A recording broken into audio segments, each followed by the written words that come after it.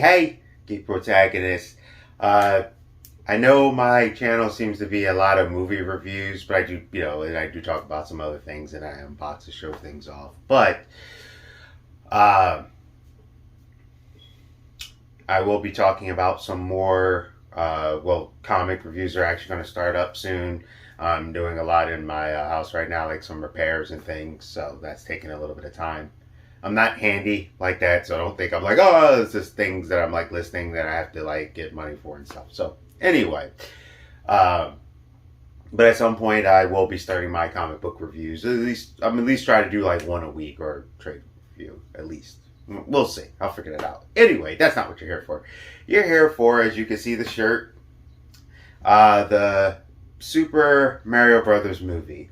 So with this movie, it had so many references, number one, and it didn't feel like it was like pandering, or as people call the term, member berries. It actually felt like it was a joyous occasion or celebration of all that is Mario. So I'm glad that Nintendo, with Illumination, decided to take another stab at it, because I think they really landed it this time. They have a home run. So Charlie Day is Luigi, Chris Pratt is Mario, Keegan-Michael Key as Toad, Anna Taylor-Joy as the princess, and Jack Black as King Koopa. Even Seth Rogen as Donkey Kong. The voices worked. I seen something where some people were like, oh, Seth Rogen's being lazy because he didn't do this voice thing. His voice worked for the movie. Stop nitpicking every little thing just because you don't like Seth Rogen.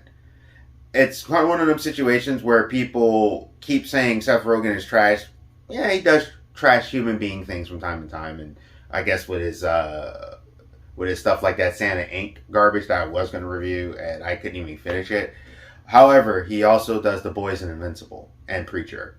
So let's be fair and take the bias out of it. Yes, it was Seth Rogen, but to me, for the movie, it fit what they were doing. The same with Chris Pratt. They actually do a Super Mario Brother kind of closer thing, but their voices actually were perfect for it, in my opinion, and it makes sense why they sounded the way they sounded later. Because they're going with the more with the Super Mario Brothers Super Show kind of thing, where they're from Brooklyn, but instead of going, "Hey, paisanos," like it's more of what you would hear an Italian person speak in America and New York. So to have an issue with it, I actually think that's weird. Especially because it worked so well for the film. It built around that. The film looked incredible. Like certain things in there actually looked real, which was funny. There was like something with the tools, and I was like, "Yo, that looks real." And my boy was next to me. He's like, "Yo, that does actually look real." They reference a lot of the pretty much all the Mario games in different forms and stuff like that. And I know a lot of the games. I haven't played all of them, but I know quite a bit of them. So like there was stuff in there from like Super Mario Maker. There was and I was explaining to him like there was like references to Princess from Mario Galaxies and stuff like that, and there was just a lot of things in there. And if you're a fan of Super Mario Brothers Super Show or Super Mario World, you got to see some stuff with that. The movie has a 90-minute runtime, and there is like a small after credit. I think it worked. And funny thing is, there's even something that actually references the Super Mario Brothers movie, the original movie, in a soft way. The musical score was fantastic. Okay? Yeah, Legend of Zelda if you haven't seen it. It was fantastic. The way they remixed the songs to fit what it was, but like, it was like, ooh, it was like, do, do, do, do, do, do, when you went down there. The premise of the movie is, as you've seen in the trailer, Mario and Luigi get stuck through a warp zone, and they end up there. Luigi does get captured, as you already see, and they have to rescue Luigi. Now, some people apparently had a problem with this because they're like, why is Princess Toadstool a fighter and stuff? Even though they actually do reference her her game a little bit, and there's a reference to one of her abilities from the second video game. If you know what I'm talking about, then you know what I'm talking about. So the reason why I think this worked to have Luigi be there, it felt like there was a little bit of Luigi's Mansion thing too, because it gave Mario motivation. Now, some people I know are probably going to be like, well, he didn't need a motivation. Why couldn't him and Luigi just be superheroes and stuff? And I'm like, they just got to this world, and yes, you could have played that, but now it gives him a motivation. But also, too, you saw Mario was a good person. It's just that it gave him a good motivation. I feel, in this particular instance, a better motivation. Because it was like him and Luigi get to this world. It's like, oh, you gotta save the princess. You're heroes. What? We just got here. Why do we need to save? Well, we just want to go home. No, save the princess. You see what I'm saying? But now it's like he saves his brother. It gives him a better motivation. Bowser's thing, which it does play out very well. There's this hilarious thing with him and Peach situation. And it's great because Jack Black's just chewing it up. Toad from it felt like from Toad's Adventure. It was really cool. Felt brave. I loved how the character work went. I loved the look of it. I'll tell you this right now. The CG in this is better than Phase 4, and yeah. But seriously, it was. I personally felt it was very well done. It was interesting pacing. I loved all the references and everything to it, and I'm trying to think of a gripe I had, but I really didn't.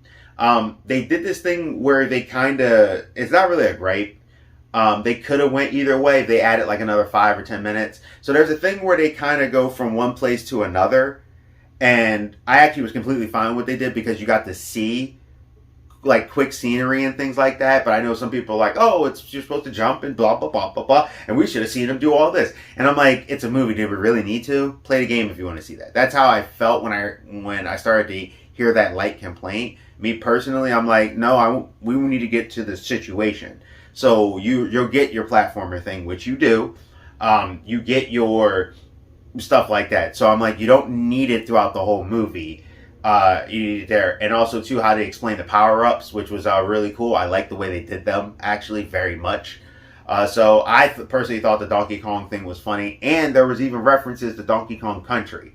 And the Donkey Kong cartoon show that apparently a lot of people don't remember. And they had the DK song, stuff like that. So all in all, I think this was definitely a should buy. It was very well done. I would definitely watch it again, no problem. I mean, there's a lot of movies I've rewatched, but I felt like, oh, I could rewatch this again. Like, that's a good feeling. As the story went, it was very epic. It felt like a big deal, and I really loved how they did it. And they set up stuff for later, and I could totally see it. Mario and Luigi's dynamic was incredible. Like, they felt full like brothers. So when they were separated, you could feel it. And how each one of them were like going through their things and stuff like that. And then what it became and where it went to. And I just think they really did a good job. If you have a family, you'll definitely want to check it out. If you're a Mario fan, you definitely want to check it out. If you just want to see a good, like I said, family movie, and let's say you're not a video gamer, it's still good to do. They had some great sequences, especially towards the end of the movie. It was getting better and better and better with the sequences. I personally, like I said, I did not have an issue with the princess. She's a little bit more tough. I hope in the future I get to see Daisy, because Daisy is actually my favorite princess. And there's a lot of places they could take this. I mean, I'll take like 6 movies out of this. Also, here's hoping that we get a Legend of Zelda movie or a show.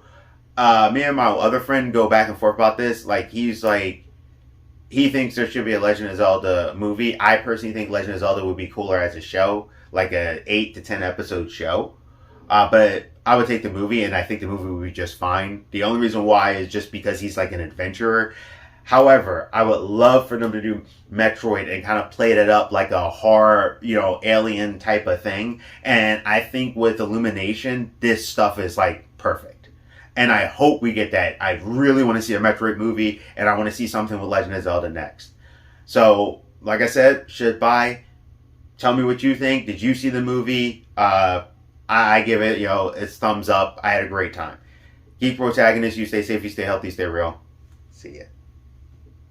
Mario!